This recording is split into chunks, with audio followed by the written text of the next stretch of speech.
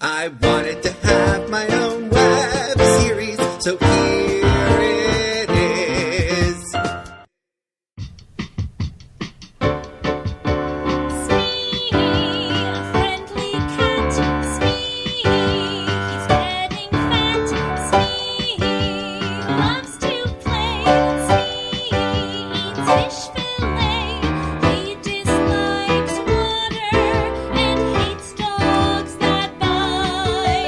He naps all through the day and runs around at night. You'll never forget, he's the perfect pet. Smee. Fish fillet not included. In August 2007, I lost my first cat to cancer. I went one day catless, but could not do it. But thanks to Broadway Barks, I knew there were plenty of shelters with kittens looking for a good home. I went to petfinder.com, took one look at Smee and said, "You're the one that I want." Originally, his first name was the same as my father's, which would have been weird, but they said it was customary to rename the cat. I had been playing auditions for the national tour of Peter Pan and reminiscing about my star-turned theatrical debut in 5th grade as Captain Hook, when all of a sudden it hit me that the perfect cat name would be Smee! He is truly my first mate kitty, and he is more loyal than Lassie. There were some issues at the shelter. Their computer was down, and I waited for 5 hours, and they said, "You better just come back the next day." I came back, and things went okay, but usually the kittens stay overnight to be neutered, and I noticed he was sniffling, and it turns out he had an infection, so he got to come home with me, but I had to feed him medication, and then a few days later I realized he also had ringworm, which he then gave to me. But eventually everything worked out, and we have lived in near perfect harmony like Jim and Garfield, or the brother and sister in the Cat in the Hat, or Lisa and Snowball. Smee, Smee, Smee, Smee, Smee loves me, and to my amazement, I love it, knowing that Smee loves me, as long as Smee needs me. I know where I must be. I'll cling on steadfastly, as long as Smee needs me, since I'm someone to watch over Smee. The scariest night of Smee's life is when his bladder was plaqued. Back then he was 18 pounds and used to gobble down his dry food with voracity. One Wednesday afternoon, I noticed him coming out of the litter box with a pained expression. He started licking himself and then moaning in agony. I figured something must be wrong, so I called the Humane Society and they agreed to see him on Friday.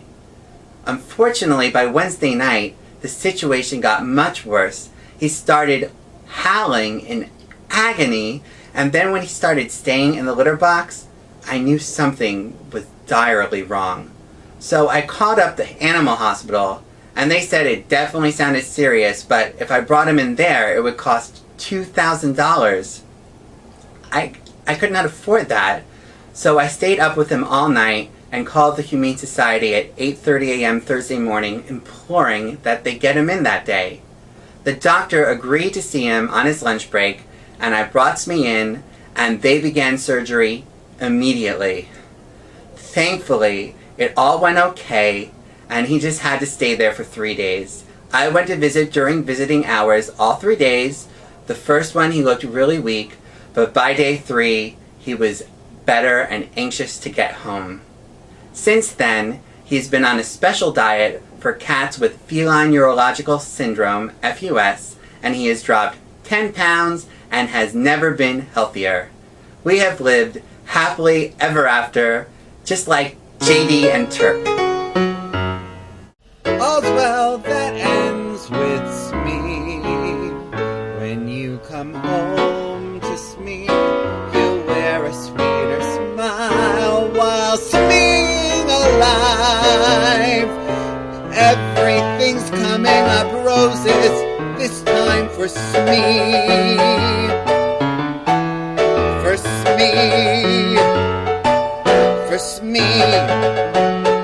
Smee, for Smee, for Smee, for Smee.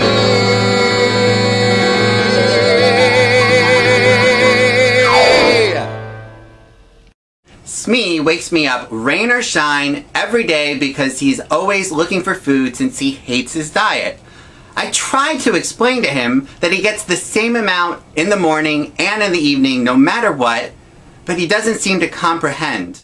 There's no need for an alarm, as he wakes me up every day at noon, which unfortunately has been 11 since daylight savings time.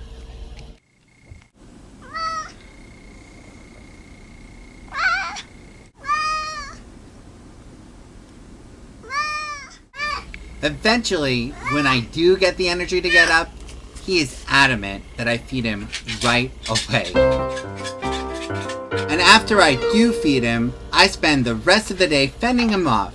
He is very vocal and is perfect pitch. He will meow in the key of whatever music is playing.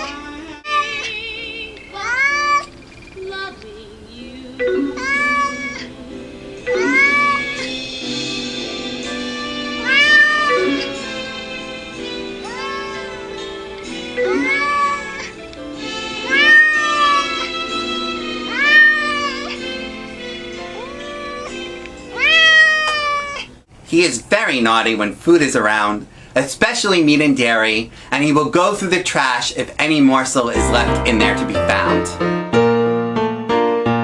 It is very important to keep an eye on him while you're cooking, and a lot of the times I have to lock him in the bathroom temporarily. Speaking of bathrooms, every day while I shower, Smee waits patiently for me on the toilet. I don't have any footage of this because he won't go on the toilet unless I'm in the shower and I don't want the camera to get wet, but you can use your imagination.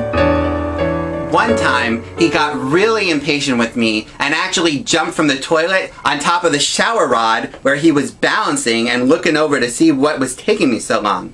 It was hilarious. Another time, he almost set the apartment on fire when he jumped up on the stove and accidentally turned the flame on while he was searching for crumbs. When I got out of the shower, I found a pot holder on fire. It was pretty scary. But usually he is well behaved, though he gets upset if I'm packing a bag or putting my shoes on because he knows I'm about to leave. But on the flip side, when I get home, he is ecstatic to see me, and you can hear him meowing from 2 flights below.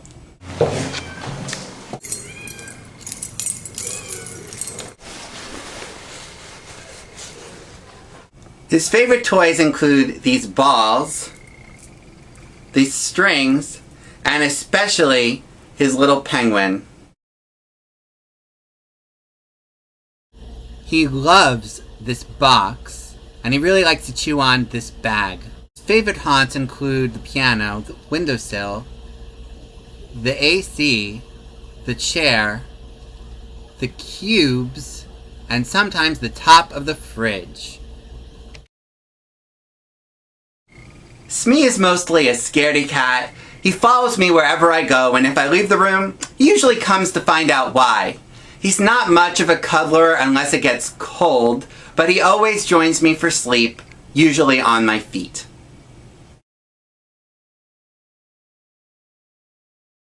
And because he wakes me up so often in the morning, I have a lot of Smee adventure dreams, which is fine because secretly, everybody wants to be a cat.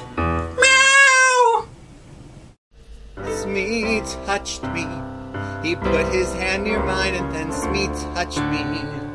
Open your heart to Smee, baby. Someone like you found someone like Smee. And you're gonna love Smee.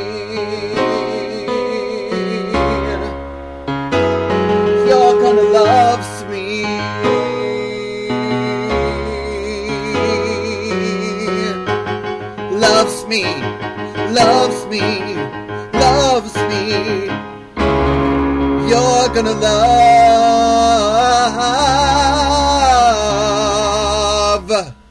Smee. Today's moral is, I don't know what I'd do without Smee. He brightens up my day as I deal with the fact that I have more neurotic tendencies than Woody Allen. Thank you so much for watching Season 2. I'll be back soon with Season 3, Growing Up. See you then on Every Day a Little Seth. I wanted to have my own web